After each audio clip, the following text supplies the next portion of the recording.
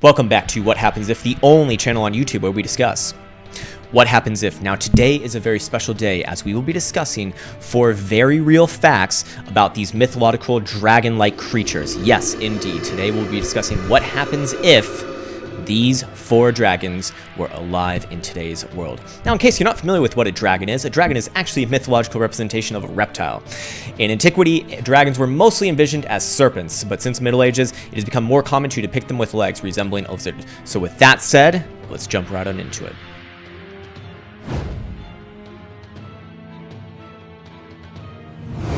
Number 4, ancient Israel.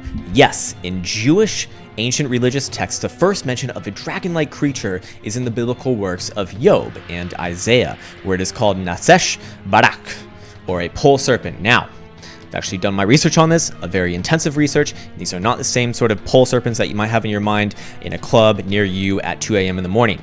Just saying. This is identified in the Midrash Rabbah to Genesis 1-21 as Leviathan from the word Tananim.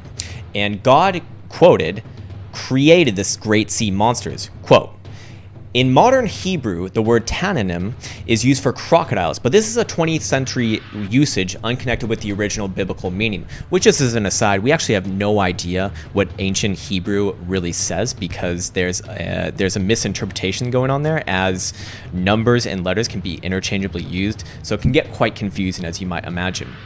Anyways, in later biblical texts, the book of Isaiah, the book of Job, and Psalm 89 refer to a sea demon called Rahab, not to be confused with Rahab, the woman of Jericho mentioned in the book of Hosea. Isaiah 51:9 equates this Rahab with a dragon or monster. Rahab is the English transliteration of Reb, with several meanings: pride, a mythical sea monster, or Egypt. So you can see that things can get quite confusing.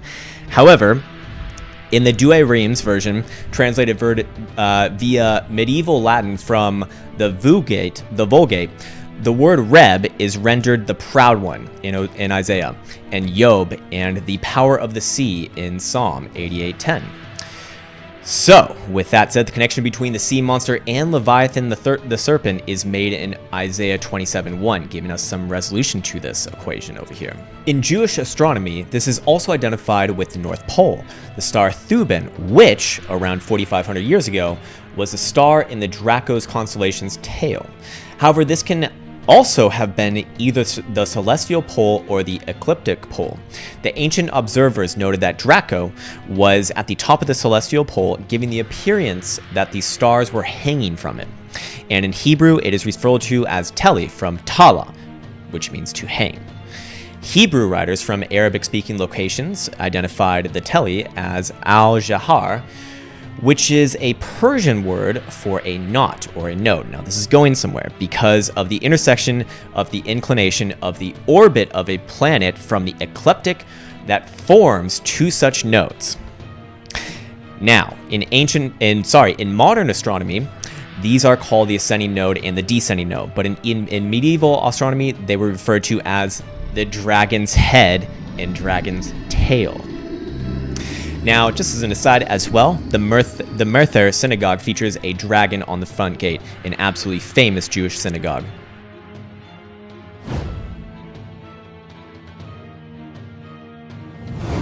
Number 3, ancient India. In the early Vedic religion, Vitra, the enveloper, was an asura and also a naga, meaning a serpent, or possibly dragon-like creature. Now, you'll notice that a lot of these dragons are actually coming down to snakes in some way. What's going on over here? Well, maybe we live in a world with dragons already. Anyways, this was the personification of drought and enemy of India. Vitra was also known as the Vedas as Ahi, meaning snake, and he is said to have had 3 heads. Now, what's going on here? Are we talking about the same dragon as in Russia? Perhaps. Let's explore more. The life of Apollonius of Tyana, as mentioned before in the ancient Greek series, number 1, by Flavius Philostratus, contains a long detailed description of India heavily infested with dragons, but this does not correspond with modern Indian belief. and likely not with Indian belief as it was in his time. Whether Apollonius invented this story or whether he believed someone else who told him is unknown. Before we reveal the number 2 what happens if here, I'd like to let you know and remind you that, hey, if you're interested in hearing more about these sorts of topics, if you're hearing more about just what happens if in general, please do consider liking and subscribing, as that will be the best way and only way to keep in contact. Okay, now on to the next one.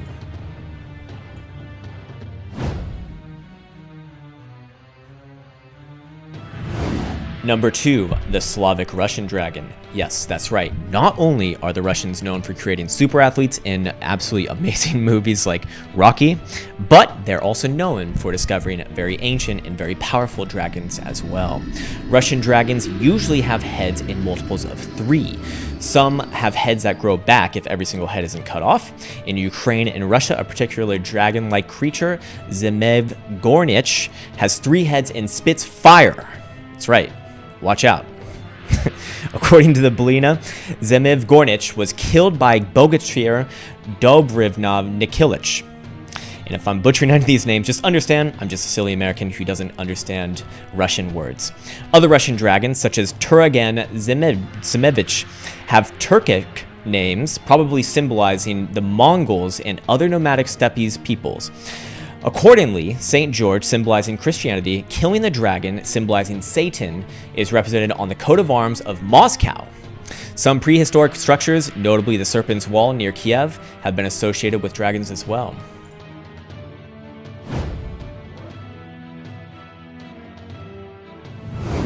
Number 1 of what to expect of these ancient dragons in this current world. We have to go to good old Greek, good old ancient Greece, with Greek mythology as our guide. Now, it's actually been found in ancient Greek artwork that the first mention of the word dragon was really derived from, where Agamemnon is described as having a blue dragon motif on his sword belt and an emblem of a 3-headed dragon on his breastplate. However, there's actually a discrepancy here. The Greek word used, drakontos, could also mean snake, so perhaps when people are talking about ancient dragons, they actually could just be talking about that good old rattlesnake in your backyard over there. Perhaps not good old, you know, sometimes it could be very deadly, so you might want to maybe not try to tame him, but that's what you could be looking at. In 27 AD, Flavius Philostratus discussed dragons in India in the life of Apollonius of Tyana. The Loeb Classical Library translation mentions that in most respects, the tusks resemble the largest swines, so making a comparison between essentially wild pigs and dragons. Not necessarily what you had pictured in mind now, is it? But they are slighter in build and twisted and have a point as unabraded as shark's teeth, so very dangerous indeed.